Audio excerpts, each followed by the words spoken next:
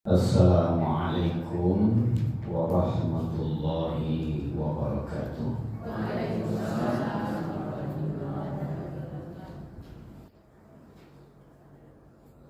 Alhamdulillahirabbil alamin wal 'aqibatu lil muttaqin wassalatu wassalamu ala rasulihil amin wa ala alihi wa sahbihi ajma'in. Asyhadu an la ilaha illallah wahdahu la syarika lah wa asyhadu anna Muhammadan abduhu wa rasuluh la nabiyya ba'da amma ba'd. Yang terhormat Buya Sosofat Pimpinan Pondok Darul Quran, Bapak Ibu yang dimuliakan Allah Subhanahu wa taala. Sehingga Bapak bilang anak dulu ini kita melipur mungkin ini, tapi ibu luar biasa, nggak timpang ya Bapak. Tentunya tidak bosan-bosan mengucapkan segala puja dan puji syukur kepada Allah Subhanahu wa taala. Karena sampai saat ini Allah Subhanahu wa taala masih mencurahkan kepada kita rahmat dan nikmat sehingga kita masih berada dalam keadaan sehat lahir batin. Kemudian kita bisa hadir ke Pondok Darul Quran ini. Tentunya suci Bapak Ibu semuanya adalah untuk mencari ilmu. Salawat dan salam semoga selalu tercurah kepada Nabi Muhammad sallallahu alaihi wasallam. Allahumma salli ala Muhammadin wa ala alihi wa sahbihi ajma'in. Bapak, Ibu, kaum muslimin dan kaum muslimat rahimakumullah. Pertemuan kita pada kali ini mentadaburi ayat-ayat yang berkaitan dengan ibadah haji. Karena saudara-saudara kita saat ini dalam proses belum seluruhnya kembali ke tanah air. Kita tidak akan mengkaji tentang perintah atau kewajiban ibadah haji dalam Al-Quran. Kemudian seperti apa seruan arti penting bagi seseorang melaksanakan ibadah haji. Kemudian apa buah yang dapat kita peroleh setelah kembali ke tanah air. Bapak, Ibu, kaum muslimin dan kaum muslimat yang dimuliakan Allah Subhanahu wa taala. Setidaknya dalam Quran ada 5 ayat, kalimat surat 5 ayat yang berbicara tentang haji. Kesempatan kali ini kita coba mentadaburi 3 ayat saja. Apa nama suratnya Ustaz? Itu akan disampaikan sebentar lagi. Wassalamualaikum. Ada 3 ayat itu. Pertama surat Al-Hajj ayat yang ke-27, surat Al-Imran ayat ke-97, dan surat Al-Baqarah ayat yang ke-196. Pertama surat Al-Hajj, surat Al-Imran, surat yang ketiga ayat yang ke-97. Sebagaimana disampaikan kepada Bapak Ibu, kalau mencari surat itu sebelah kirinya. Sebelah kiri itu nama surat sekaligus surat keberapa. Di tengah-tengahnya ada halaman, sebelah kanannya adalah juz, pangkal juz, kemudian juz keberapa. Ini murah satu menjadi surat itu. Karena halaman sebelah kiri surat, nama surat keberapa, sebelah kanannya pangkal juz sama juz keberapa. Islam ukurannya kurang ribu euro. Nah, semua yang tidak leset. Surat Ali Imran surat yang ketiga, ayat yang ke-97. Jadi kita sambung nanti dengan surat Al-Hajj, surat yang ke-22, ayat yang ke-27. Inilah dijadikan sebagai dalil utama oleh para ulama tentang kewajiban melaksanakan ibadah haji. Jadi ibadah haji itu hukumnya wajib, tapi wajibnya bersyarat. Syaratnya juga disebutkan juga di dalam ayat itu.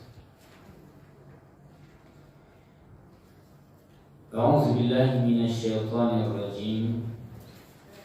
Bismillahirrahmanirrahim. Fihi ayatun bayyinatun maqamu Ibrahim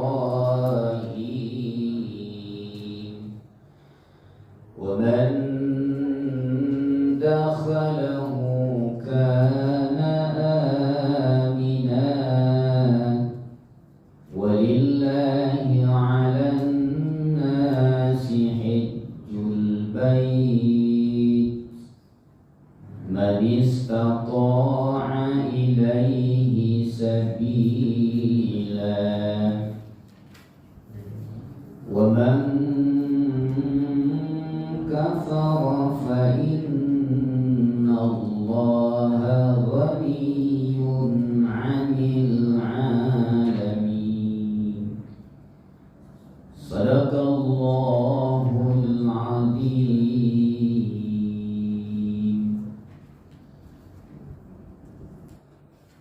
Fihi itu di dalamnya, di sana itu terdapat ayatun bayyinatun maqamu Ibrahim,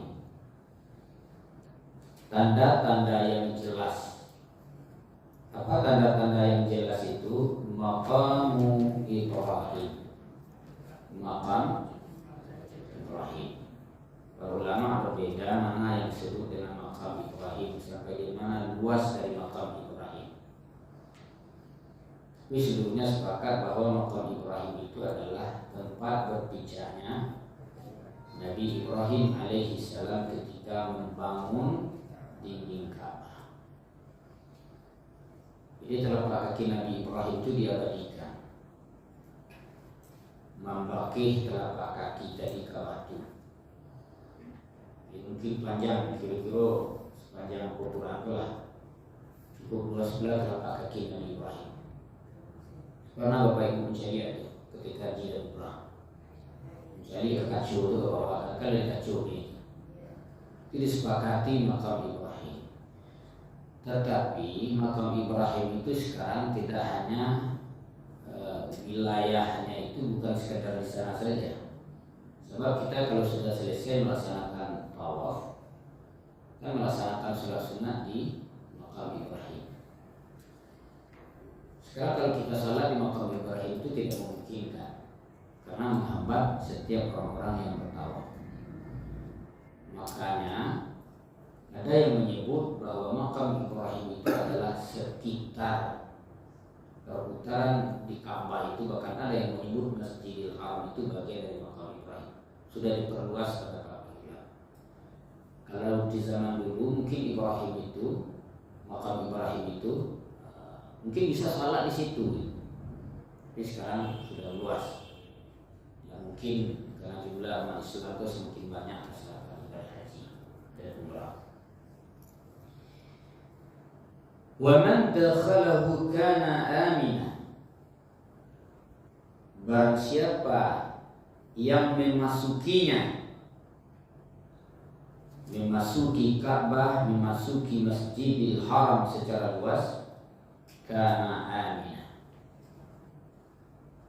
maka dia akan aman, nyaman, nyaman, tentram, sejuk. Kalau dia masuk kepada wilayah Ka'bah, putaran Ka'bah atau Masjidil Haram, dia akan rasa aman dan tentram. Bapak Ibu yang dimuliakan Allah, Ka'bah itu ibaratkan apa namanya? Ada yang menyebut juga bagian dari Ummul Qura.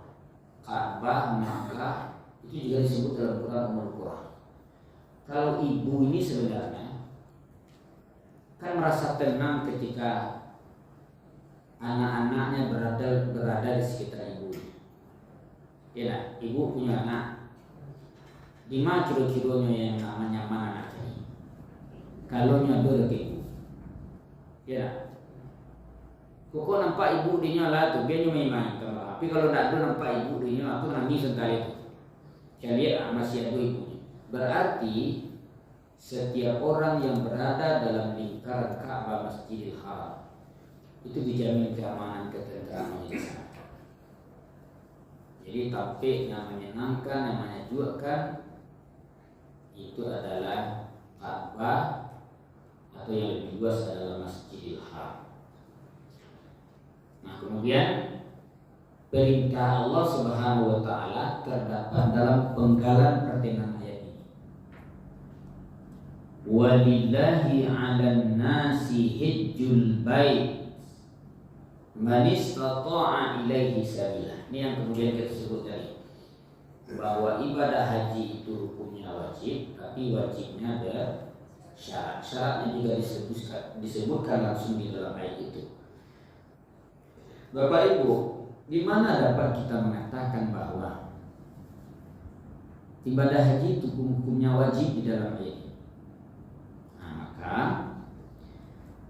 kata ala nas itu, ala itu para ulama menyebut tentang kewajiban yang ada dalam kalimat. Jadi kalau kita mengartikan walillahi 'alan nasi, bagi Allah ada sebuah kewajiban manusia, itu secara literalnya. Kalau dalam bahasa Indonesia yang baik dan benar itu, salah satu kewajiban manusia lillah kepada Allah.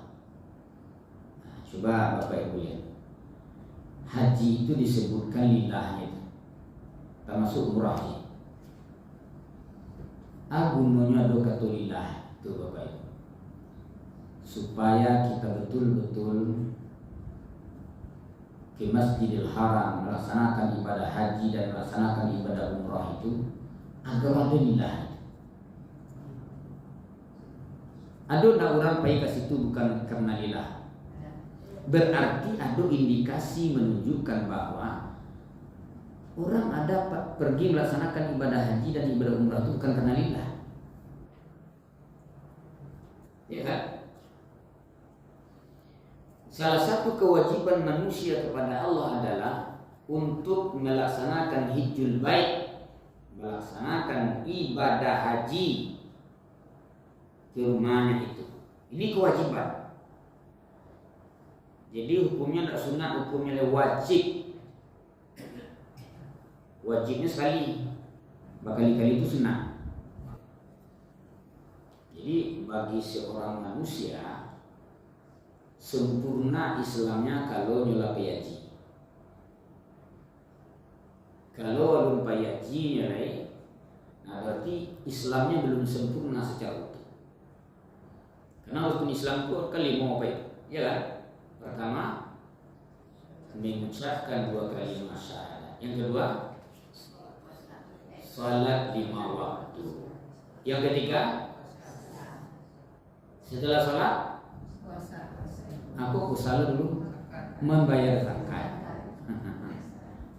Anak kabe baru puasa pada bulan suci Ramadan. Yang kelima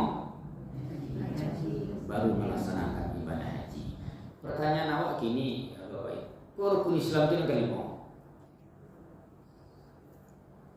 Kok rukun Islam itu misalnya kurang ketiga, kurang kedua, misalnya apa rukun kelima?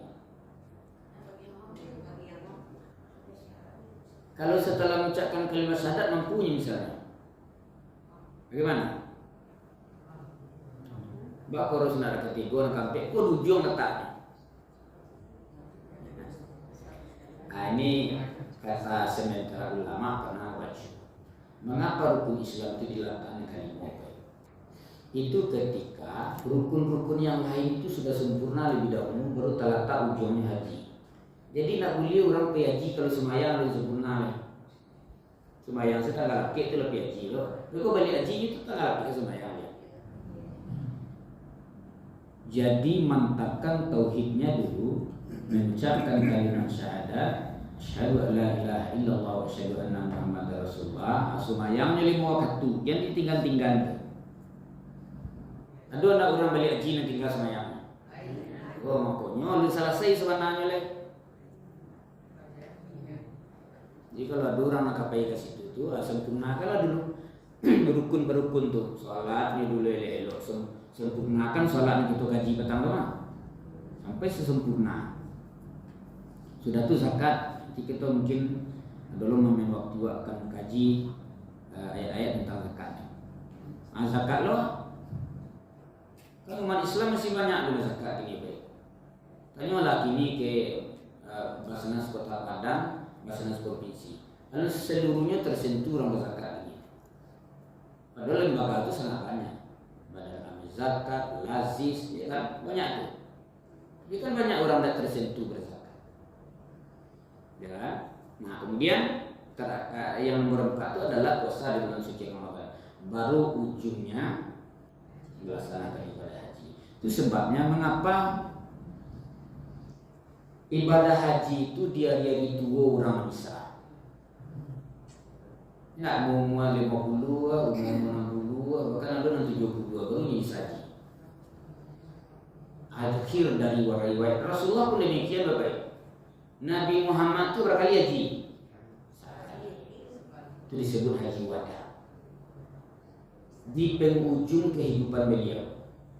Ya kan? Umrah Nabi 4 kali, 3 atau 4 kali, haji sekali. Umrah Nabi lebih dahulu daripada haji sekali. Jadi ujung kehidupan Rasulullah itu boleh beliau haji. Artinya bukan berarti tidak dilarang lah sebelum dia umur 2 haji. Tapi sebenarnya kesempurnaan itu kan terletak pada ujungnya itu kok.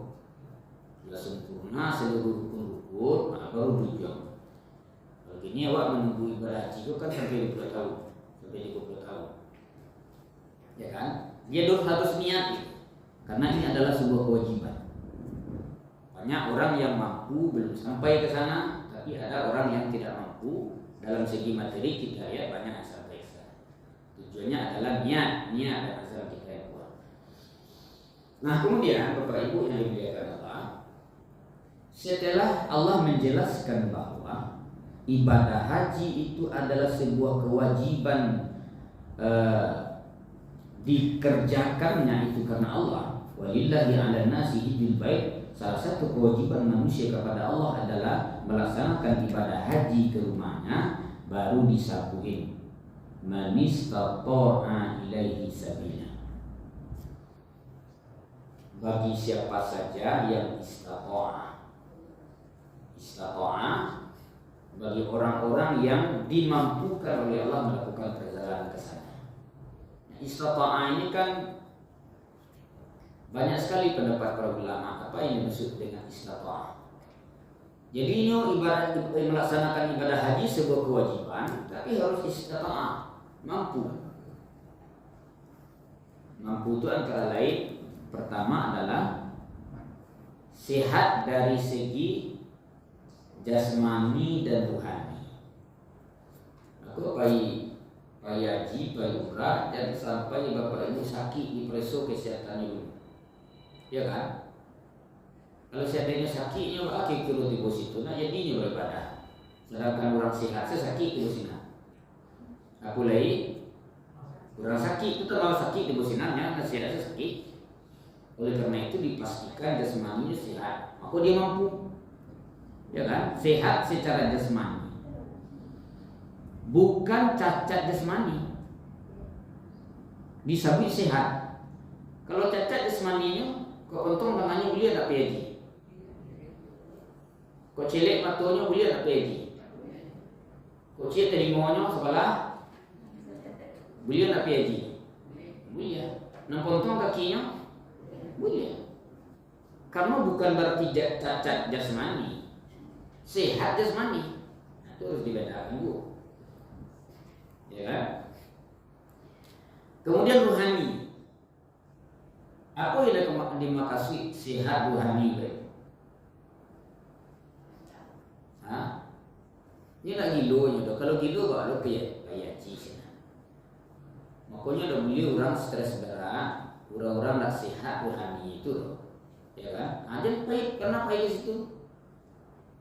Betul kalau tibonya melaksanakan ibadah haji atau ibadah umrah, rohaninya nak sehat, ini nak jadi ibadah, ya kan? Termasuk orang tua lah, mau lauzur daya ingin punya nak dole pikun. Itu nak boleh sebenarnya. Sebab kalau pikun Bapak Ibu, tidak bisa nih beribadah. Aku pengalaman dulu pernah membimbing jemaah umrah pikun. Tidak tahu di situ, siapa tahunya pikun. Jadi terpaksa khusus lah orang membimbing. Sebab kalau Pak seorang saja yang membimbing, maka yang lain terabaikan, terlalaikan. Makanya disuruh membimbing seorang itu. Lama dia Pak Pikun Bapak Ibu. Setelah waktu turun beribadah misalnya, Pak nanya kat hotel sekali lagi, 5 kalinya nanya. Karena kecilnya nyuruh berwuduk deh. Setiap subuh tu lihat dosa pintu orang ketuk tiap subuh. Awak dalam keadaan salat, anu lah jalan saya hilang saya, ramah-ramah bayi. Maka orang pikun tu sama juga orang-orang yang tak sihat berani, jadi bawa. Jadi sebelum Bapak Ibu pikun ke situ, baiklah ibadah haji umrah, itu kan? Jadi pernah diajak ke Masjid Nabawi. Aduh ni kata-kata. Masjid Nabawi kau bombe dulu baca. Ketika bodoh kau, ketika berdinas, kiranya beliau ke dinas jadi tentara lagi sih. Bikin kau ambo membiak dulu baca. Di masa bodoh satu membiak baca. Karena ni. Kalau hari itu kalau siap mengenal. Jadi lah kita suruh ke hotel misalnya, ni tagak sih pintu. Nggak tagak sih pintu bapak. Menunggu anak sebentar lagi menjapui sepeda sih. Anu samponya masih kampung lain. Oleh karena itu, nak pikun tak kayak koko yang bayi lah, menyesurang pak. Makanya sihat jasmani dan rohani. Kalau bapak ibu pak, bila sihat jasmani rohani. Rohani kan sihat kan? Ini kalau mengecek-cek seorang saya berarti rohani gak kurang sihat. Kalau lah semakin acuk ketika gaya kau ini awak mengecek-cek seorang saya itu sebenarnya pikun lagi. Kakek tak pikun. Yo. Kalau ikut selama di sana aja, Bahasa. Kalau ikutnya selama di sana aja, begitu kembali ke Indonesia balik lagi deh. Itu minyak kalau tiba di situ pikun. Di situ nak pikun, tiba situ pikun. Berarti di situ tergabungnya itu. Jadi pastikan sihat jasmani dan sihat. Yang kedua punya biaya, kayak gitu. Ani katakan punya biaya, punya dana bayi pulang dan keluarga yang ditinggalkan. Jangan sampai bayi itu keluarga makan, ya kan? Jadi bayi ke situ punya biaya transportasi. Sebenarnya haji umrah itu kan tidak punya biaya sebenarnya. Ibadah itu perai. Ibadah umrah, ibadah haji itu sebenarnya perai. Yang dibagi itu kan ongkos, akomodasi, tinggal. Malu dibagi berapa? Tidak pernah masuk bagi ke macam itu. Ibadah terserah. Tawaf tu malu dong bagi. Sa'i itu malu dong bagi. Wukuf di Arafah malu dong bagi. Melontar jumrah malu dong bagi. Ongkos ke situ, nyokol bisa tabang di situ nama iya kan? Bisa tabang seorang sih ngomong ke situ teman. Yang dibayar itu kan dana apa ke situ? Ongkosnya, makannya selama 2 hari itu. Nah, yang ketiga tidak ada yang menghalang perjalanannya. Misalnya perang atau tahun 2003 kali Babara dulu tuh Covid, itu kan menghalang. Kalau memang halang pakai itu, kalau untuk untuk perang misalnya antara Iran dan Israel misalnya, kan ada pesawat Yaman tuh ditembaknya di Israel ya. Nah, itu kan mengancam jiwa. Kalau begitu beliau ngapain? Nah kemudian kalau seandainya dia sudah istata'a, diberi kemampuan melakukan perjalanan ke sana, nah, lalu dia tidak baik, apa hukumnya baik? Misalnya nyala mampu, rumah do, tua do, gaji minimum 3 bulan, dia tidak baik ke situ. Kok mati ini bisa berarti sama je mati orang Yahudi dan Nasrani. Karena orang Yahudi dan Nasrani kan pernah pergi situ. Jadi Bapak Ibu, kalau seandainya masih diberikan kesehatan lahir batin, punya istiqomah, maka jangan pernah lupa kita melaksanakan ibadah haji ke rumah. Ini adalah sebuah kewajiban. Bapak Ibu yang dimuliakan Allah Subhanahu wa taala. Oleh karena itu, karena ibadah haji hukumnya adalah wajib, kalau kewajiban itu sudah terpenuhi semuanya, istata'ah itu sudah terpenuhi semuanya, ada orang yang belum juga pergi. Itu sebabnya kita diupayakan untuk meniru manusia ini untuk melakukan perjalanan ke situ. Atau memang orang alim tersentuh oleh Bapak Ibu.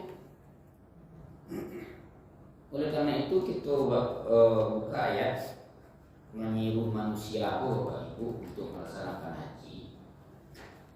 Itu kita baca dalam surah Al-Hajj. Bapak Ibu buka surah yang ke-22 ayat yang ke-27. Setelah Allah berbicara tentang kewajiban ibadah haji, kewajiban bersyarat, maka kita dituntut untuk meniru setiap manusia ini untuk melakukan perjalanan ke sana.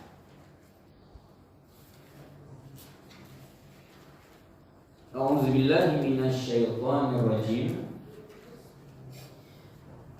Wa adzin fin nasi bil haji ya'tuka rijalan wa ala kulli dhamiri ya'tina min kulli fajjin amin. Ini pertama sekali siapa yang menyuruh Bapak? Siapa yang menyuruh melaksanakan ibadah haji ini? Nah, siapa? Nabi siapa? Nabi Ibrahim alaihissalam. Di mana menyuruh Bapak Ibu? Hah? Di mana Nabi Ibrahim menyuruh ayat ini? Wa azin fin nasi bil haji ya'tuka rijalan wa ala kulli dhamiri ya'tina min kulli fajjin amin. Bapak Ibu, kalau selesai melaksanakan tahallul, kan keluar di paling ujung bukit Marwah, kan ada pintu gerbang keluar. Nah, ada pemukiman kita saya lihat teman. Itu dulu kan pemukiman Bani Hashim, keluarga Rasulullah. Ada rami ketek-ketek itu membedakan rami lain, itu rumah Siti Khadijah binti Khuwailid. Kalau mengarah wak sebelah kiri, luri rumah cewek itu ada rumah kelahiran Rasulullah. Nah, kenapa ibu di situ? Nah, nabi umrah. Kalau haji mungkin nggak payah. Nah, nabi umrah, nah kalau lapang itu kayak umrah. Kenapa ibu di situ? Yang di perpustakaan tuh. Kalau untuk WC itu apa tuh? Rumahnya Abu Lahab. Sementara rumah Rasulullah jadi perpustakaan ini. Nah kemudian di samping sebelah kiri kan ada gunung tuh, gunung Jabal. Itu namanya Jabal Abi Qubais. Jabal Abi Qubais kok kini Bapak Ibu dijadikan istana kerajaan Saudi. Di tempat berdirinya kerajaan Saudi itu. Tapi bukan itu kerajaan sebenarnya, aja banyak rumah-rumah kerajaan itu. Itulah namanya Jabal Abi Qubais. Disitulah Nabi Ibrahim menyuruh orang melaksanakan ibadah. Dibaca ya. Jadi Bapak Ibu kalau pada ibadah haji umrah itu sarancanya jelajahi kembali perjalanan sirah nabawiyah. Oh bisa kalau membimbing juga biasa sahabat bisa membimbing itu harus dibawa ke situ dicari ton. Ya nah, kalau tidak cari ton itu tidak tentu dong. Di mana Rasulullah itu kan, di calian itu tempat itu. Nah, di Jabal Abi Qubais itu tuh punya sejarah yang banyak. Hajar al-Aswad itu pernah dulu hilang.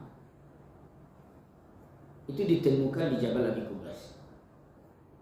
Hajar al-Aswad yang berhitam itu pernah tenggelam dan hilang waktu banjir Nabi Nuh alaihissalam. Itu ditemukan di Jabal Abi Qubais. Nabi membala bulan di Mabel.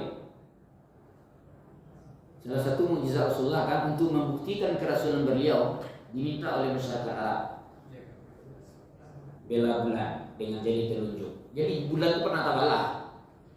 Karena kabarnya orang pernah ke bulan itu ada kawah-kawah bulan yang terbelah.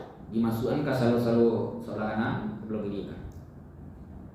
Nah, dipertemukan kembali sebagai pembuktian bahwa itu adalah Rasul. Itu bukan buat sihir, supaya orang percaya beliau Rasulullah. Kalau mukjizat itu Bapak Ibu menentang hukum alam. Berbeda di sihir bisa pelari, sulap bisa pelari. Sihir adalah campur tangan jin. Tapi kalau mukjizat itu menentang hukum alam. Sekali terjadi tidak bisa dibilang. Membala bulan, kalau Nabi Musa membala lawi, bisa lawi itu seperti jalan raya, itu kan tidak bisa dibilang. Itu dibala bulan itu oleh Rasul, dipisahkan di antara bagian dari Jabal Abi Qubais itu. Nah, disinilah Nabi Ibrahim menyeru manusia untuk melaksanakan ibadah haji. Jadi ketika Nabi Ibrahim, ya Allah, kalau saya menyeru siapa yang mau ke sini? Orang saja tidak mendengar. Karena Nabi Ibrahim kan sendirian saja dulu Pak. Setelah dia membangun Ka'bah seperti itu, disuruh perintahkan oleh Allah seru orang melaksanakan ibadah haji itu di Jabal Abi Qubais. Kasihan disuruh orang mendengar. Ya nah, karena Nabi Ibrahim saya dulu kan, orang yang pertama bermukim di Makkah di Ka'bah itu kan Nabi Ismail dengan istrinya Siti Hajar. Kemudian Nabi Ibrahim pulang balik ke Palestina. Itu asal muasalnya, baru manusia menjadi banyak. Makanya keturunan orang Arab itu kan dari Ismailiyah, dari Nabi Ismail. Nabi Ismail menurunkan Nabi nanti kemudian di akhir zaman Nabi Muhammad kan. Sementara Nabi Ishak kan melahirkan banyak bangsa para Nabi itu belum. Ishak, Yakub, Yusuf, terus bawah. Makanya Yahudi dan Nasrani itu mereka lebih dekat karena dari keturunan yang sama, dari ibunya Siti Sarah. Kalau Ismail melahirkan seorang nabi hanya Nabi Muhammad. Jadi kebenciannya di situ letak sebenarnya. Kedengkiannya sampai kini itu di situ. Itu sebabnya Israel itu kan sekutunya tetap Amerika. Tidak debat-debat apapun, orang pasti kalau Nasrani pasti mendukung Israel, tidak mendukung negara Iran atau Palestina. Karena takutnya ke situ, kebenciannya masih ada kepada umat Islam sekarang. Nah, Nabi Ibrahim diperintahkan, wahai Ibrahim, serulah manusia melaksanakan ibadah haji. Ya Allah, bagaimana caranya saya menyuruh? Engkau seru saja. Allah Subhanahu wa Ta'ala akan mendorong manusia di seluruh pelosok dunia bahkan melaksanakan ibadah haji. Pokok kerjamu menyuruh saja. Pokoknya Pak Ibu, menyuruh itu kan ada preposisi fi, wa azin fin nasi. Wa azin kalau tanpa fi bisa juga sebenarnya. Wa azin nasi atau wa azin ala nasi bisa. Kenapa ada fi? Wa azin fin nasi. Azin itu pada dasarnya kan maknanya mendengar. Serulah seolah-olah yang diseru itu betul-betul mendengar yang diseru. Serulah manusia finnas. Maka fi itu berarti. Ada seorang guru besar tafsir di Bandung itu namanya Prof. Rosibon Anwar, guru besar tafsir. Ketika dia menganalisis ayat itu, Bapak Ibu, ternyata setiap huruf di dalam Al-Quran itu punya makna yang dalam. Ahsan Sahal Muhammad itu kan pakar tafsir Al-Quran itu. Itu huruf dalam Quran itu sama ibaratkan sikrut. Sikrut itu apa, Bu? Kalau bola lampu pun ada sikrutnya kan, Bro. Nah, kan. Meja kok sikrut kan sampai paku. Ada paku kan, Bro, enggak meja. Ya. Kalau P pun misalnya enggak ada sikrutnya. Nah, pasti enggak. Al-Quran itu dikunci dengan huruf-huruf. Setiap huruf punya makna. Makanya fi itu awak harus masuk ke dalam kalbu orang yang awak seru. Nggak boleh sekedar awak seru saja, Bapak Ibu, belum tentu orang nengah kok dapat. Awak datangi orang tua baca itu, awak sampai nih. Setelah masuk ke dalam kalbunya baru awak azin nas fil had. Orang-orang anak lumpai itu harus kita seru, Bapak Ibu. Kalau haji misalnya bulan tahun, kalau umrah kan bisa sebulan, 2 bulan, 3 bulan sampai, ya kan? Sebulan, 2 bulan kan sampai, besok sampai, masih biasa sampai. 2 bulan besok sampai, 3 bulan besok sampai, ya kan? Tapi menyuruh orang ke situ tuh harus masuk ke dalam kalbunya, nggak boleh. Pak, ayo Pak, ini bisa terkait turun. Kok dapet di jalan sekarang-tarang kenyal aku arti penting ke situ. Misalnya orang lumpai itu awak kita tahu kenyal datangi bana cari ton itu kan. Itu bagian dari dakwah. Bagian dari dakwah. Kan banyak keutamaan kalau kita beribadah itu, Pak. Sekali salat di Masjidil Haram, berapa kali salat di masjid lain? Nah, 1.000 kali lah beribadah. Kalau di Masjid Nabawi 1.000 kali. Kalau di Masjidil Aqsa 500 kali. Jadi keutamaan itu besar. Enggak sama keutamaan di masjid lain. Aku mau punya kawan, Pak Ibu, di sebuah penjualan mobil ko lah. Aku tanya waktu kamu aslinya lah pernah ke Thailand, ke Sino, ke Eropa. Arti bikinnya banyak tuh. Nanti ditanya bila Pak ke Makkah, lah pernah ke Makkah. Nah itu adalah disuruh di jalan, nah kamu salat itu baiknya. Oh ini baik. Karena tahu itu tuh azin namanya, kan disebut tuh. Kalau tidak disuruh malah ngertinya. Tapi kalau wak seru, ndak namanya pai. Jadi pas orang mau kesoalnya, berarti dia itu belum dipanggil oleh Allah ke sana. Ada nak orang kaya belum baik. Ada nak berkali-kali wak suruh belum baik. Ada baik. Ada sana ibu yang punya toko khusus kedua, punya sawit sekian hektar, sawit. Itu 3 kali suruh belum bayinya. Sebab alasannya kalau mau bayi kok, siang ngurus soto, siang ngurus apa kok.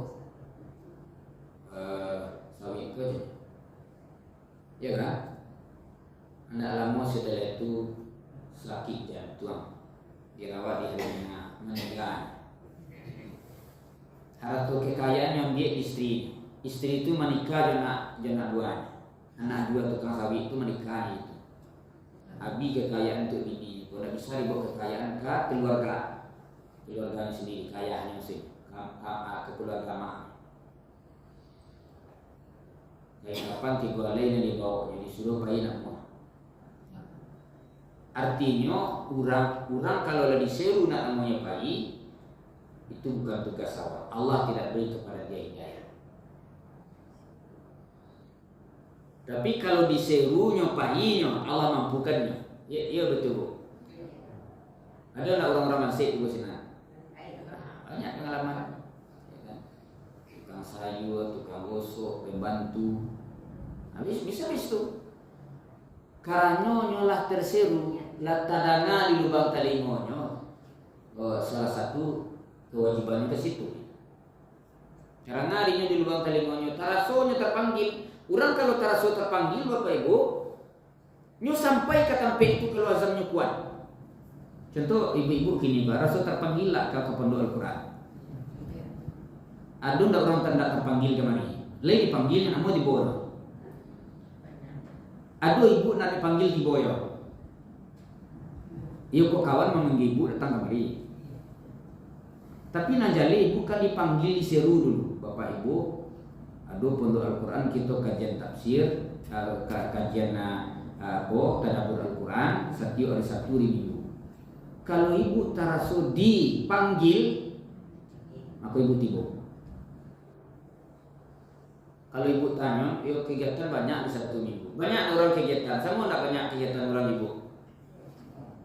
Apa ibu bisa dibawa? Panggilan. Cara suruh dipanggil itu mau tiba. Kalau lo dipanggil lah dibawa. Ini dipanggil lah dibawa. Berarti lun hatu hidayah dipanggil dibawa. Jadi sabunnya ke situ Pak Ibu harus dipanggil. Makanya fi itu tuh dalam sebenarnya kalimat itu kan masuk, wadah, masuk awak ke dalam alam pikiran orang tuh ndaknya memanggil Pak.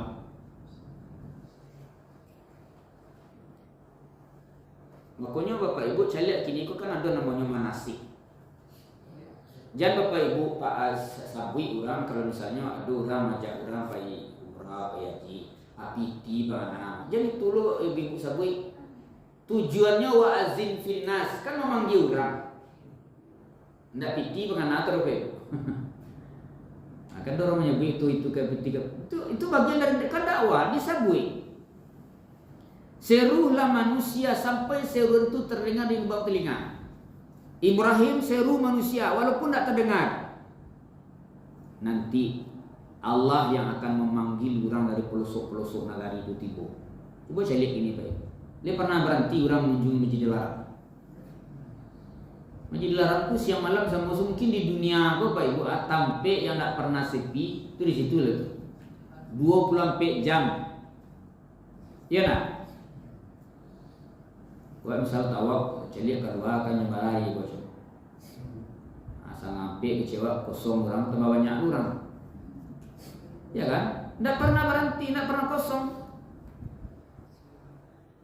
Malah banyak orang seluruh penjuru dunia kok. Makanya setelah kita menyeru manusia untuk melaksanakan ibadah haji mengunjungi Baitullah tadi, siapapun dia, seorang nabi, kalau nabi nado, berarti awak kini menyeru orang kan itu. Wa azin fin nasi bil haji. Coba saya lihat. Ya tuka rijalan. Ya tuka karena fi'il mudhari berfungsi sebagai tajaddud wal istimrar. Akan tarima naruhnya itu. Niscaya kata Allah akan terus menerus akan datang dia rijalan. Aman jalan ke Bu? Bajalan kaki. Ada enggak orang sampai gini jalan kaki? Aduh Bu. Aduh. Kalau Bapak Ibu mencari orang-orang yang tidak punya hotel segala macam, itu duduk lalu di Masjid Nabawi atau di mana lalu, teman tu nak doi hotelnya tu. Nyawa menunggu orang lagi atau kan itu biasanya berjalan sih orang-orang di mana Palestina, Afghanistan dari mana tentu ada orang kan. Itu kan nak doi lalu di hotel itu. Di tepi-tepi saja lalu berjalan kakinya bayi itu.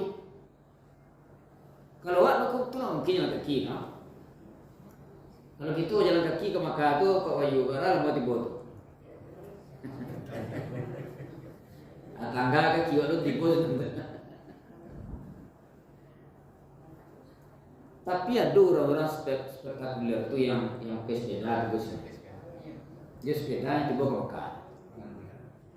Abad 6 bulan perjalanan kan? Kalau dulu masyarakat yang terakhir mungkin di arah Saudi mungkin bisa cara berjalan kaki pakai situ. Tapi kini karena Arab Saudi itu punya regulasi, nah haji umrah kok kini itu kan harus menurut regulasi yang ada. Nggak bisa sembarang saja situ kan, ISO itu.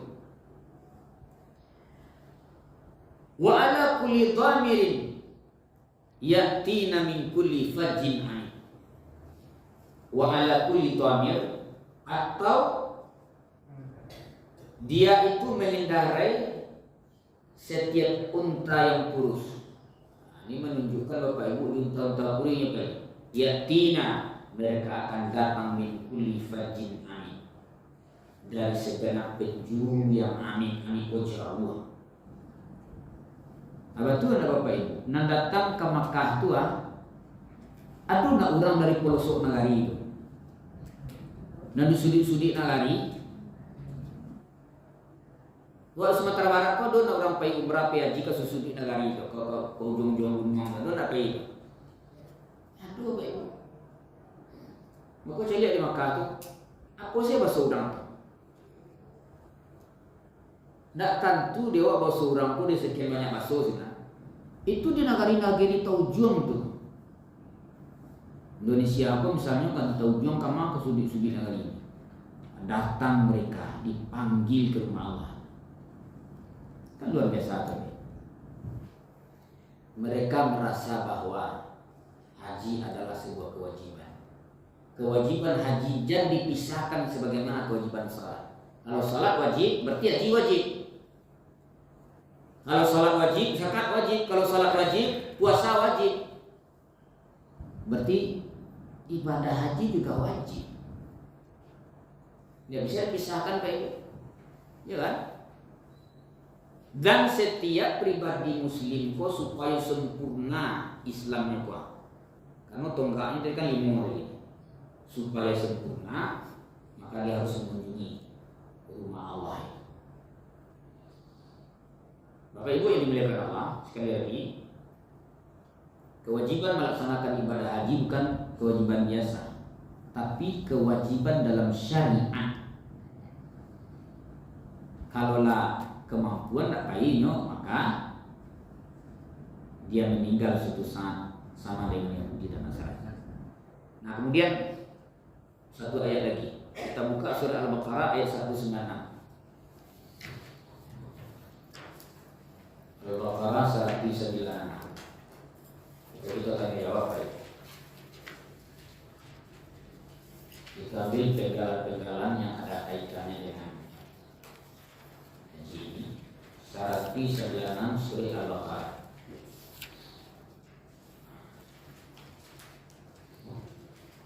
A'udzubillahi minasyaitonir rajim. Wa atimul hajja wal umrata lillah, dan sempurnakanlah dan tunaikanlah dan kerjakanlah semaksimal mungkin al-hajja, haji, wal umrata lillah, dan umrah karena Allah. Jadi Bapak Ibu, haji hukumnya wajib, kalau umrah sunat. Jadi Imam Syafi'i melalui ayat kok sama wajib kedua. Apa alasan Imam Syafi'i? Karena ada waw di situ. Wa atimul hajja wal umrata lillah. Nah, apa fungsi waw di sana? Waw itu adalah limutlaqil jam'i, satu kesatuan yang tak terpisah. Kalau si Ahmad, si Ibrahim disuruh pergi kedua-dua. Ahmad, Ibrahim kau pergi, berarti kedua-dua harus pergi. Ketika haji itu wajib, mengapa umrah kata Imam Syafi'i tidak wajib? Jadi kedua-dua wajib. Kalau habis haji dulu berapa? Ya kan? Nah, sementara ulama-ulama lain menghukum sunnah, tapi Imam Syafi'i menghukum wajib. Jadi 3 ayat inilah menunjukkan bahwa perintah bagi setiap pribadi muslim untuk melaksanakan ibadah haji ke Baitullah. Itu alun membicarakan bahwa cara melaksanakan, tapi seruan pai ke situ kan itu nak gaji gitu. Bahwa caranya melaksanakan itu manasik nanti. Mungkin biasa sahabat lebih ahli bidang. Kalau manasik mulailah dari miqat. Kalau bagi melaksanakan ibadah umrah mulailah dari miqat sampai halul. Miqat bagaimana tawaf, bagaimana cara sa'i, bagaimana tahallul, bagaimana melontar jumrah, bagaimana wukuf di Arafah. Itu kalau melaksanakan ibadah haji itu nanti namanya manasik. Cara praktik pelaksanaan. Yang kita sampaikan hari ini adalah bahwa seruan itu sangat penting bagi setiap pribadi muslim. Jadi bukan hal yang biasa saja, karena yang menyeru, yang mewajibkan itu Allah dalam syariat ini, ya kan? Bukan kita, bukan orang lain, tapi perintah dari Allah Subhanahu wa Ta'ala.